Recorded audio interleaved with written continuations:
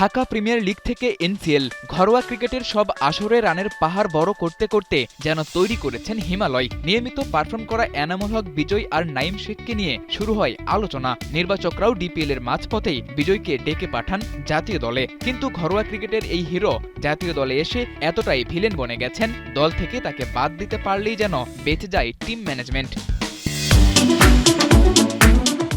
বিজয়ের এমন দুর্দিনে জাতীয় দলে ডাক পড়ে ঘরোয়া ক্রিকেটের আরেক পারফর্মার নাইম শেখের। ওয়ানডের পর টি-20 দলে ডাক পাওয়া নাইমও কি হাঁটবেন বিজয়ের পথে, নাকি হবেন টপ অর্ডারের কাণ্ডারি, ভেঙে ফেলবেন বিজয়ের তৈরি করা সেই ট্যাবু?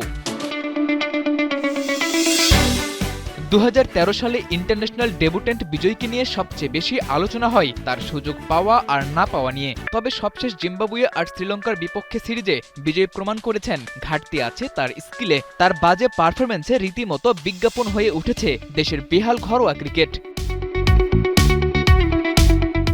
তাই তো নাইম শেখের টি-20 দলে সুযোগ নিয়ে খুব বেশি প্রত্যাশা নেই সমর্থকদের। এছাড়া আন্তর্জাতিক ক্রিকেটে তার পারফরম্যান্সও সাদামাটা। 2019-এ অভিষেক হওয়া বাঁহাতি এই ওপেনার তার অর্ধযুগের টি-20 ক্যারিয়ারে ম্যাচ খেলেছেন 35টা, যেখানে রান করেছেন 815। তবে সবচেয়ে হতাশাজনক তার স্ট্রাইক রেট মাত্র 103।